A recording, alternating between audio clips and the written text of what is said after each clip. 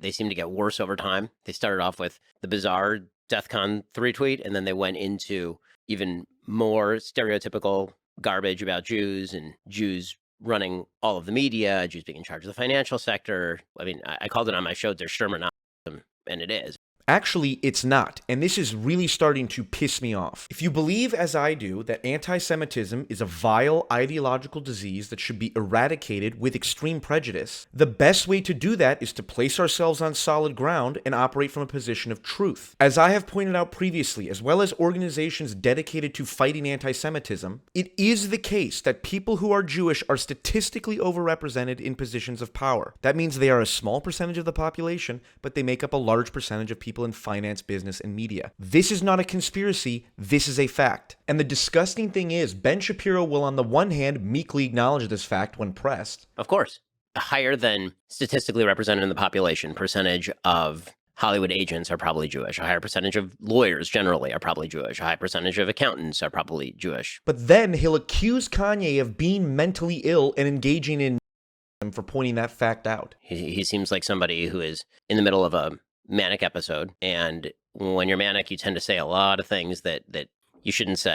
I am sickened by the attempt of people to write others off as being mentally ill because they dislike what they're saying, especially when you censor them and deny them an opportunity to speak for themselves. They told Candace Owens I couldn't be on the Daily Wire. Like, you can't even explain yourself. And we don't care how you got to that point either. So if even the free speech advocates like Ben Shapiro won't allow Kanye to say his whole piece, then of course everyone feels justified calling Kanye crazy when they only hear the cherry-picked quotes from censored conversations. Do you think that Kanye West is crazy? I think he's a very unstable man. Yeah. I think he should I get think some he's good more of therapy. an asshole than Yeah. crazy, to be honest. Do you think that Kanye West is crazy? Absolutely. Why? Have you seen the news recently? Yeah. He's absolutely crazy. No one should be saying that kind of stuff. I want my people to rise up like the Jewish people. I'm a competitor. And I'm jealous of the Jewish community. I'm jealous of the fact of how they don't abort their babies. I'm jealous of the fact of how they stay with their wives. I'm jealous of the fact of how they do business together. I'm jealous of the fact of how they read their contracts and understand their contracts. I'm jealous of the way Jewish people do business. And I'm jealous not just for me, but for our entire culture. And I believe that once we rise up, that we will have a position to be able to serve God, because it's not about taking over the world. God runs the world. We need to be in service to God. That clip was from a conversation that was conveniently removed from YouTube because you're not smart enough to differentiate between Kanye's absurd remarks from his reasonable remarks. And what's more, you can call Kanye crazy, and maybe he is, and maybe he's not. But what is the excuse going to be for dismissing, censoring, and punishing people like Kyrie Irving, who did share a link to what I believe to be a genuinely anti-Semitic documentary? But is Kyrie crazy, or is he just ignorant and deserving of his ideas being challenged openly rather than being censored and punished by the powers that be? And if Kyrie is deserving of punishment, should people like Floyd Mayweather, who came out in support of him, also be punished? Never be controlled by money. I respect you for having some integrity and being your own man. A free mind makes his own choices. An enslaved mind follows the crowd. So on the political right, you have people like Ben Shapiro accusing people who he disagrees with as being mentally ill. And then you have people as apparently hypocritical as Shannon Sharpe on the other end of the spectrum, also going after Kanye and Kyrie. Skip, you can't say an entire race of people. If you want to say, I had an interaction with John, who is Jewish, and he treated me bad, that's one thing. But when you say an entire race of people, Skip, it's kind of like when they say black people are lazy. If you want to say Mark is lazy, okay. Yep. But you can't label an entire race of people as something. The greatest purveyor of racism and violence is the American white man. And so when the average person's listen to fools like these two attack Kanye and Kyrie, and then they see the censorship and punishment that accompanies these attacks, it fosters all kinds of resent and causes people to directly or indirectly start voicing their support for them. You think Kanye West is crazy? Is Ye crazy? Hell no, I support Ye. I love Kanye West. Yo, Kanye West, I love you. You think Kanye West is crazy? Of course not. He's very woke. Y'all need to tune in.